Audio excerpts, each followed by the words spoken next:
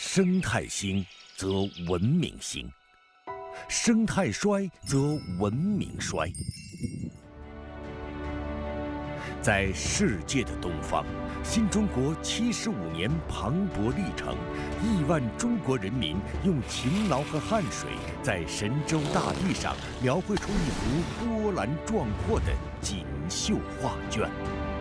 这幅画卷的名字叫《美丽中国》。锚定绿水青山和金山银山双赢，这是中国在现代化建设过程中明确提出的目标。今天，我们站在一个美好的起点，沿着生态文明建设之路继续前行，必将迎来一个更加美丽的现代化中国。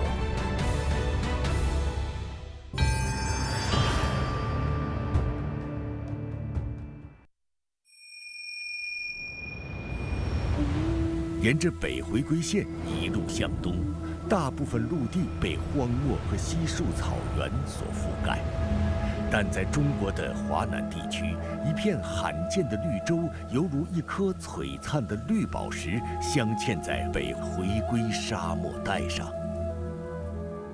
鼎湖山国家级自然保护区，森林覆盖率超过98%。同学们正在这里通过测量树木胸径，计算一棵树木乃至整片森林的固碳量。这棵树在生长的过程中长成这么大，它能把我们空气中的23吨的二氧化碳固定到在这个地方。今天，中国森林生态系统是固碳主体，贡献了约80%的固碳量。全国森林覆盖率超过24%。然而，当时光回到75年前，新中国成立之初，长期经受战火蹂躏的国土，森林覆盖率仅为8.6%。1955年，党中央发出了绿化祖国的号召，开展了规模空前的植树造林活动。1956年，我国在鼎湖山建设第一个自然保护区。在那个追求温饱的年代，环保就被提上议程。自然保护区这个概念生成之后，父亲作为第一代的科研人员就来到了这里。他们每天带领着科研人员爬山涉水，摸着石头过河，非常非常的不容易。他们留下了虽然是绿水青山，但更是一座金山银山。各位新入职的同事表示热烈欢迎。2023年秋天，又一批年轻人来到这片热土，继承前辈艰苦创业的精神。塞罕坝，意思是美丽的高岭。由于连年火灾、乱砍滥伐，这片草肥林茂的高岭，到新中国成立初期，已是黄沙遮天日、飞鸟无栖树的荒僻苦寒之地。1962年，369名青年听从祖国的召唤，从四面八方奔赴塞罕坝，拉开了造林绿化的历史帷幕。然而，风大天干，异常寒冷，第一年栽下的树苗成活率不足5%。但越是困难，越能激发塞罕坝人战天斗地的热情。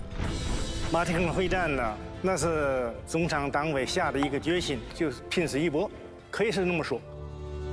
经过30多个昼夜的奋战，516亩落叶松小苗扎根马蹄坑，成活率高达96%。以此为起点，一代接着一代干。塞罕坝人用热血和汗水，把一片荒原变成了世界上面积最大的人工林场。Ladies and gentlemen, the 2017 Champion of the Earth for Inspiration and Action in China's Saihanba Afforestation Community. 2017年，河北省塞罕坝林场被联合国环境署总部授予了地球卫士奖。我们到了内罗毕联合国这个环境规划署去领这个地球卫士奖的时候，索尔海姆当时也说了，就是说，你们这100万亩真的是人工林造的吗？他也有怀疑。后来他说，我一定要到你们塞罕坝去看一看。赶第2年，他真的到塞罕坝来了。看了以后伸出大拇指，我说中国人真的了不起。绿色是生命的象征，绿色是人类的未来。塞罕坝这一片中国绿，为世界环境建设贡献了中国力量，展示了中国精神，树立了中国榜样。作为世界上领土面积最大的国家之一，中国各地区自然资源禀赋差别之大，世所罕见。胡焕庸县，一条重要的地理和人口密度分界线。它北起黑龙江黑河，南至云南腾冲，与400毫米等降水量线几乎重合。这条线以北的三北地区分布着8大沙漠、4大沙地和广袤戈壁，是我国林草植被最稀少、生态环境最脆弱、生态产品最短缺的地区。巴布沙是腾格里沙漠南缘、古浪县北部的一个风沙口，因出门8步就是沙而得名。当时我的家庭有10口子人，只有8亩耕地。因为风沙大，他把这个牦牛都4月份、5月份干旱天，就把牦牛打死了。治穷先治沙，治沙必造林。1978年，三北工程正式启动，开创了中国大规模生态建设的先河。工程涉及13个省区市以及新疆生产建设兵团的725个县，占我国陆地国土面积的45%。根据总体规划，从1978年到2050年，分3个阶段8期工程进行建设。1981年，郭万刚的父亲和其他5位村民以连户承包的形式组建了巴布沙林场，与沙漠寸土必争。那个时候只有是个毛驴车，那么人对骆驼，一开始他还治不了4百匹呢，也就是100多匹呢，200多匹呢。从在承包合同上摁下红手印的那一刻起，巴布沙6老汉就抱定了沙漠不绿不回头的决心。他们还约定，每家必须有一个接锹人，一代接着一代干下去。党的18大以来，习近平总书记多次深入三北地区有关省份考察，对加强三北防护林、推进生态工程建设等作出重要指示。2019年，习近平总书记在巴布沙林场考察调研时强调，当前生态文明观念日益深入人心，要继续发扬6老汉的当代愚公精神，再接再厉。再立新功，久久为功，让绿色的长城坚不可摧。今天也治了我们不老的这个最后这3万亩的沙漠，大家一起行动啊！2023年6月，三北工程攻坚战全面打响，3大标志性战役相继启动。6老汉的后代们用行动兑现父辈的绿色承诺，机械化、智能化的设备早已替代了水桶、铁锹。他们所在的古浪县率先打赢了河西走廊塔克拉玛干沙漠边缘阻击战中的第1个歼灭战。我们古浪县在这个95年来治了30年一些的综合，国家的政策越来越到位。那么这个国家的投入也越来越高。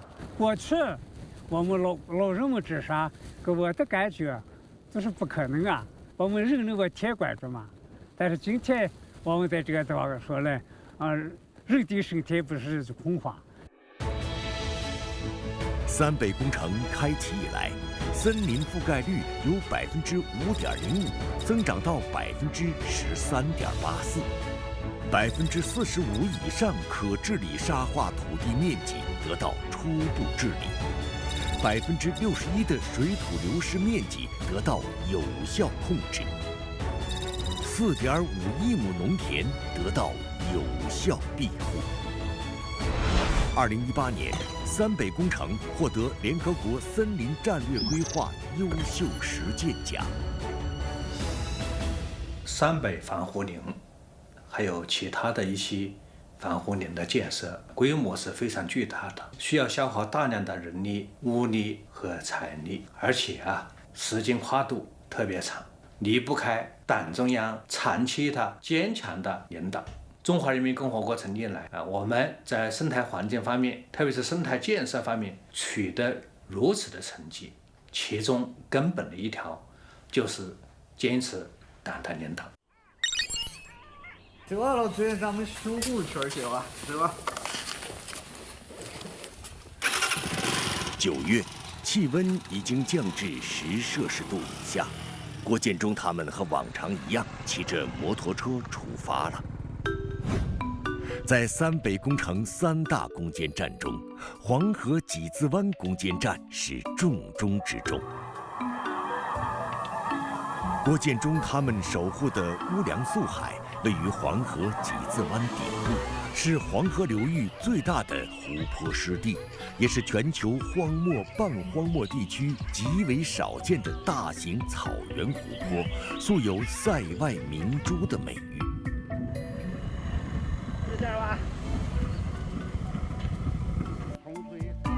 在这块鸟类聚集区，望远镜捕捉到了白皮鹭、灰雁、红嘴鸥自在栖息。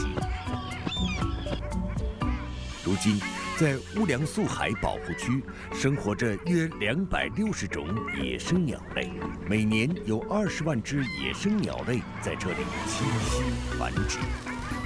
关注它的飞行，还有这个采食。它这个就飞行的时候，如果说这个体弱的时候，它有些它就飞不起来，咱们要看看能不能把它救助回去。环境好不好，候鸟先知道。这是乌梁素海生态环境综合治理最明显的成效之一。今天草长莺飞、碧波荡漾的乌梁素海，让人很难想象，在上世纪90年代，由于自然补给水量减少，加上上游工农业废水和生活污水排放等因素，导致这里水质一度变为劣五类，总面积也从新中国成立前的800平方公里缩小到不足300平方公里。世世代代靠水吃水的渔民被迫另谋生计。那往这臭味，鱼也少了，鸟也少了，资源钱交了，然后渔具买了，就没打成鱼。转机发生在2019年前后，乌梁素海流域山水林田湖草沙生态修复试点工程正式启动。按照习近平总书记提出的山水林田湖草沙是一个生命共同体这样一个理念呢，各个生态要素之间是互相联系、互相制约，也是互相影响的。以前我们是头疼医头，脚疼医脚，现在我们可能更多的还要关注乌梁素海整体的生态环境的变化、生物多样性的变化，以及整个乌梁素海流域的整体我们的生产生活方式的变化。面对一个复杂的生态系统，就水治水还远远不够。乌兰布和沙漠综合治理工程属于乌梁素海流域山水工程的子项目，当地探索实施多种防沙治沙加模式，其中发展梭梭树接种肉苁蓉产业，就是把防沙治沙与产业发展相结合，做好治沙又治富的文章。这个梭梭树了，我们让它和肉苁蓉合理的寄生共生，那就也不要接得多了，这一株能有1到2株就可以了。这样梭梭树也长得非常好，肉苁蓉也有产量了。哎，这就是一个和谐共生的一个理念吧。习近平总书记指出，统筹山水林田湖草沙系统治理，这里要加一个“沙”字。一个“沙”字，简洁有力地勾勒出生态系统治理的新维度，凸显了荒漠化防治的重要性和紧迫性。经过不懈的治沙努力，乌兰布和沙漠每年向黄河输沙量已从过去的7700万吨减少至370万吨左右。从保护一个湖到保护一个生态系统，整个乌梁素海流域重新焕发了生机。我们在新发展阶段要有生态文明建设的新理念，要有可持续发展的新战略。这山水林田湖草沙的治理是一个整体的行为，是一个统一的行为，因为他们是互相支持、互相依赖，他们是共同生存的。中国版图上的每一抹绿色，都是中华民族的生态宝藏。除旧疤，生新级。我国在世界上率先实现了土地退化零增长，荒漠化土地和沙化土地面积双减少。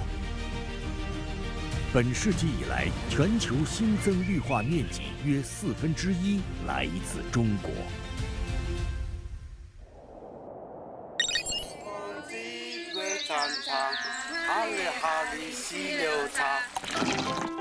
福建乡村的这个订婚仪式上，2位新娘收到了一份特别的礼物。你现在要出嫁了啊，这个烫票啊，你就是2个人要和和睦睦的啊。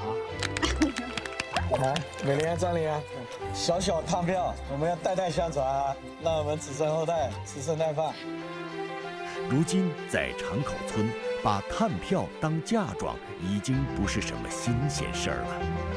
这边工厂也有，刚好它排出的废气，我们的树刚好帮它吸收掉。那些沙、那些树哈，那吸收的二氧化碳，这个工厂需要多少吨，就要多少钱来买。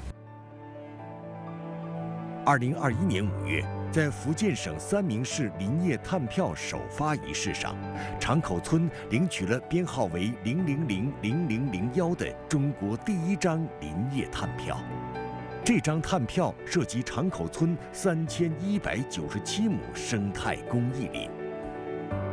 5年监测期内，碳减排量为12723吨，卖出了14万多元。以现金的方式发放给全体村民，实现了炭票变钞票。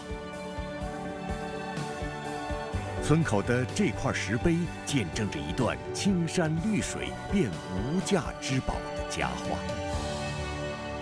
97年的4月11日，总书记还在福建工作期间，站在一个老村户就望着对岸这个清澈的这个山水，正欣赏的告诉我们，就说青山绿水是无价之宝。八闽大地福建被称为全国最绿的省份，全省森林覆盖率已连续45年保持全国首位。如何将得天独厚的绿色资源转化为发展资本？这是当时靠山吃不到山的村民们普遍的困惑。2000年，时任福建省省长的习近平同志率先提出建设生态省的战略构想，并领导编制了福建生态省建设总体规划纲要，提出坚持在保护中加快发展，在发展中加强保护，把生态优势转化为经济优势，让青山绿水给老百姓带来实实在在的获得感。总书记他没有单纯的讲生态，或者单纯的讲发展，而是把发展和生态放在一起，推进生态文明建设。这个和绿水青山就是金山银山。从理论的视角来看，它也是一脉相承的。观念一变，天地宽。从分山到户、确权发政的探索实践，到盘活山林的系统创新。2019年底，福建三明市还在全国首推林票制度改革。林票如同原始股，村集体和村民与国有林场合作经营后，林场包下了造林护林的任务。村集体和村民的林地不用亲自管，但该得到的收益一分不会少。林票，这就是钱。我现在花这100块钱，在未来搞不好它是1000块或者是2000块，因为林子还在长大嘛，像我们婴儿一样，它还要成长嘛。把这个未来的钱都插在现在的腰包里面，真的是很成功。2024年7月26日，在沙县农村产权交易中心交易平台上，全国首笔林票市场化交易经过数轮竞价后，最终以16.19%的议价率顺利完成。人不负青山，青山定不负人。从林票到碳票，三明市林权市场流转日趋活跃，交易范围从域内向省外扩大，不砍树也能致富的愿景一步步照进现实。我们可以形象的比喻，绿水青山就是一个一，那么后面的各种林产品的开发利用，包括价值实现，它是不同的零。所以我们这次深化改革，重点提了2条改革举措。第一条是支持林业产业发展，第二个是完善生态产品价值实现机制。那么就是在不断的增加林，提供打通渠道，促进绿水青山转化金山银山，实现美丽中国。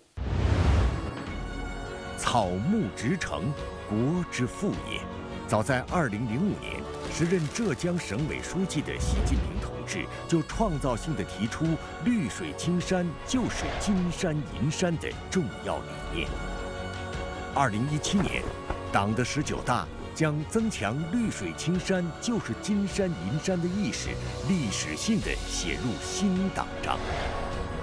2024年，党的20届3中全会提出，加快完善落实绿水青山就是金山银山理念的体制机制，强调健全生态产品价值实现机制。印度尼西亚驻华大使周浩黎早在两山论提出之初，就敏锐地捕捉到了国家治理现代化的中国智慧。If I'm not mistaken, these words coming from President Xi back in August 2005. The development philosophy embodies of this saying from President Xi, meaning that we have to find the balance or harmonize among economic development, protection of environment, and of course, for the benefit of the people and its culture. 同学们，大家好。那现在呢，我们来到的是钢铁侠客岛。9月，邢台德龙文化园内绿树成荫，流水潺潺，吸引不少游客前来打卡。这是一家建在钢铁企业内的景点，也是国内首家落户钢铁企业的国家4A 级旅游景区。看咱们这个变化多大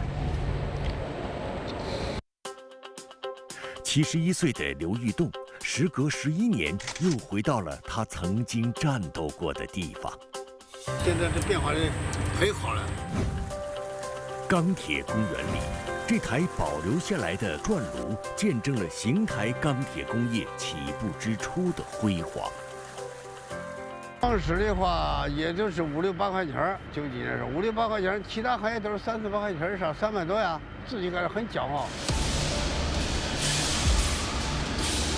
钢花四溅，浓烟滚滚，是昔日国家经济发展的一个象征。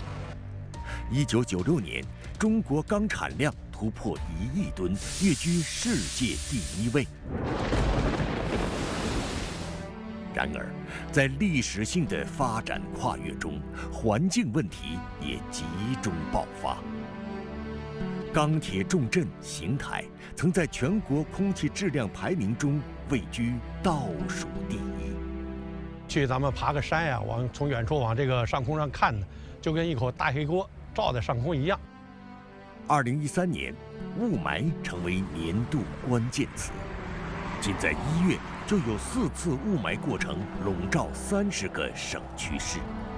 心肺之患，病在天上，根在地上。中国以坚毅和果决向污染宣战。2012年，党的18大将生态文明建设纳入中国特色社会主义事业5位一体总体布局。生态文明建设首次载入党章，成为党的行动纲领。美丽中国成为生态文明建设的远景目标。2013年，大气污染防治行动计划出台，这是新中国成立以来系统治污的第1个行动计划。中国也成为全球第1个大规模开展 PM2.5 治理的发展中国家。随后，31个省份签署大气污染防治目标责任书，各地立下保卫蓝天的军令状。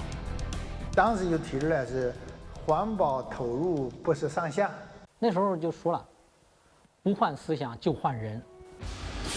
通过压减产能、整合重组，河北钢铁冶炼企业从123家减至39家。推动传统产业绿色低碳改造升级。2022年，河北省11个社区市首次全部退出全国168个重点城市空气质量排名后10，甩掉了空气污染最重省份的黑帽子。这棵在刘玉栋退休前种下的树苗，10年来在阳光下茁壮成长，见证了从雾霾灰到常态蓝的天空之变。当时种这个树啊，就这么粗，这不11年了吗？改变了整个这个环境，也改善了整个的钢铁行业。河北铁腕治污行动是中国人上下齐心合力打赢蓝天保卫战的一个缩影。2015年，水污染防治行动计划出台；2016年，土壤污染防治行动计划出台。自此，气、水、土污染治理的立体作战图全面绘就。2018年提出到2020年3场关键战役的作战目标，坚决打赢蓝天保卫战，着力打好碧水保卫战，扎实推进净土保卫战。可非常之意，需非常之举。只有断了旧发展模式的利益链，才能真正有生态环境保护的新天地。有条鱼，这有条鱼。太仓，江南水乡，眼前的生态绿地曾经是一片滩涂，现在正在建设成为集农文旅功能为一体的长江林场探险公园。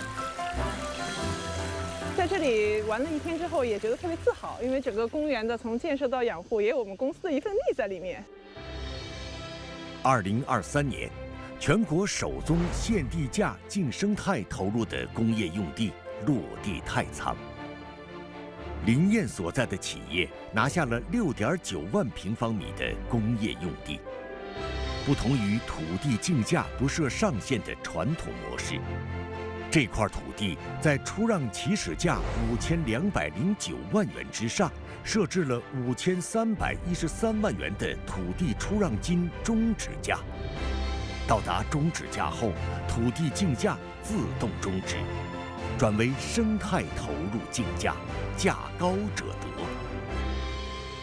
传统的这个出让模式，土地出让金，作为地方这个财政收入以后，至于安排每年有多少资金参与到这个生态建设过程当中呢，实际上是根据地方的一个财力来看的。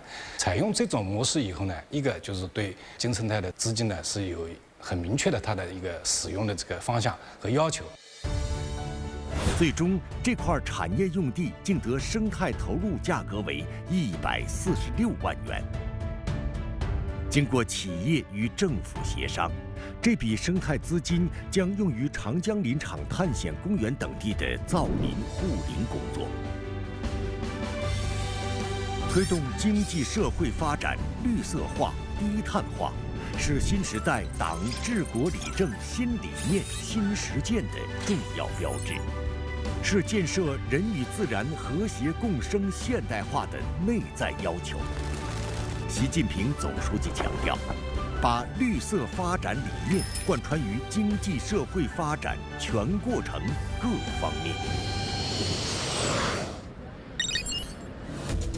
太湖之滨，这座工厂正在日夜不停地运转。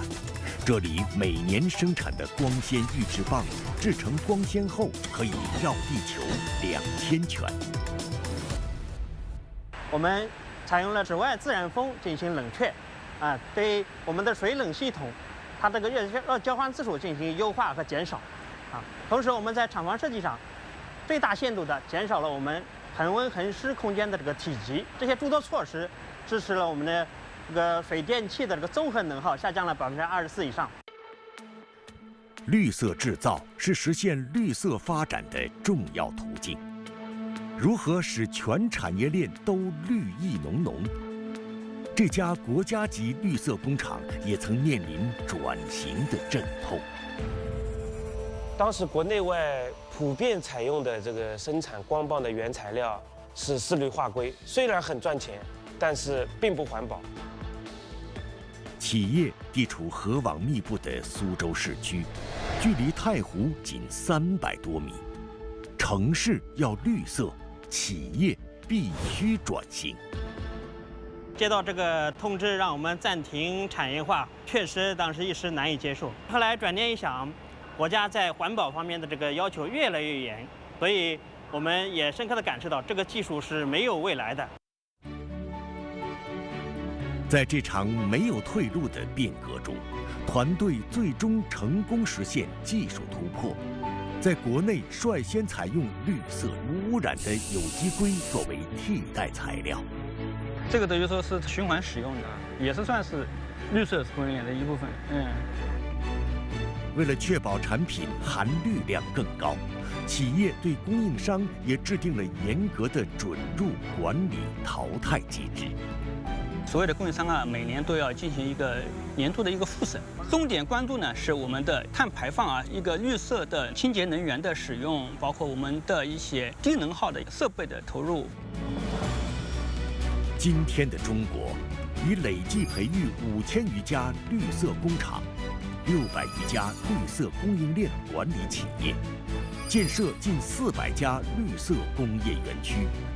绿色正在成为中国式现代化的鲜明底色。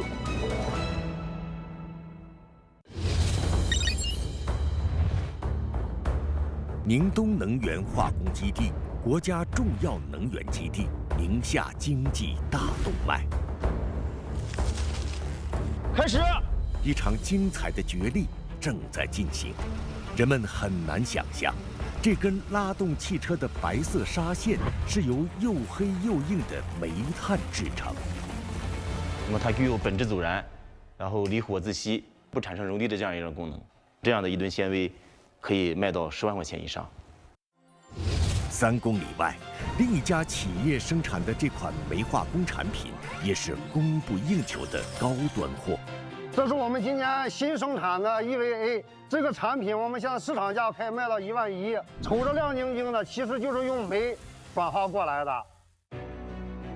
毛素沙地边缘3500多平方公里的亘古荒原下，富藏着我国罕见的整装煤田。今天，在碳达峰、碳中和目标下，宁东基地不断寻求产业转型升级。煤炭实现了从燃料变原料，从按吨卖到按克卖。同时，黑产业也趟出了绿色制造新路子。作为最早入驻基地的骨干化工企业，刘源管所在公司投资的农光互补电站正在扩建中。因为工程进展怎么样？情况正常不？正常还行啊。现在这片戈壁中的荒漠化土地，如今在光伏板下长出万亩枸杞，下方生态治理，上方光伏发电。绿色能源不仅省下真金白银，企业还用绿电对水电解以后生产氯氢，进入化工生产装置，代替煤炭生产高端化工产品，开创了一条用新能源替代化石能源且技术领先、经济可行的碳中和路径。有了氯氢的加持，我们煤炭资源的转化和利用效率可以提高到25倍到30倍。双碳目标下，作为促进可再生能源发展、提升全社会绿色电力消费水平的关键一步，参与绿电绿证消费也成为不少市场主体的共识。我们企业可以提前评估一下需要多少电量，然后能够接受什么样的价格。统一的，我们绿色。刘春雨是一家售电公司的业务经理。这天，他来到电力营业厅咨询采购绿电的事宜。最近有越来越多的运营商找到我们，想要购买绿电，想为那个新能源车主提供充新能源电。距离营业厅50公里外的临港制算股是绿电购买大户。绿色算力也为入驻这里的企业提供了发展新动能。公司呢一直以上市为目标，所以也想用上市公司的标准来要求自己，响应一个国家的双碳战略，用更多的绿色算力来发展自己。到今年为止呢，我们其实年度已经购买了1.5亿度的绿电，基本上是去年的翻番。2024年前5个月，全国绿电交易量同比增长254%，绿证同比增长1839%。每一张绿证的产生或交易，意味着有1000度可再生能源绿色电力已上网或被消费。绿电绿证交易机制是推动新能源全面入市的重要途径。如今，我国新能源正向更大规模发展。截至2024年6月底，中国风电、光伏发电合计装机已超过煤电装机。这个全球规模最大的电力供应系统和清洁发电体系，对全球非化石能源消费增长的贡献度超过40%。2013年至2023年，中国以年均3.3%的能源消费增速，支撑了年均6.1%的经济增长。能耗强度累计下降26.1%，是全球能耗强度降低最快的国家之一。双碳是一场广泛而深刻的经济社会的系统性变革，在风、光、水、储能电池，还有电动汽车这些领域，全部应该是超越发达国家，表明了一方面是属于我们中国的这样一种决心，为我们人类人与自然的和谐共生，构建的地球生命共同体所做出的贡献。国家公园，生物多样性保护的摇篮，今天，首批5个中国国家公园，从西部高原到东南丘陵，从东北雪原到海岛雨林，庇护着中国30%以上的野生生物种类，是中国最美丽、最自然、最多样的23万平方公里。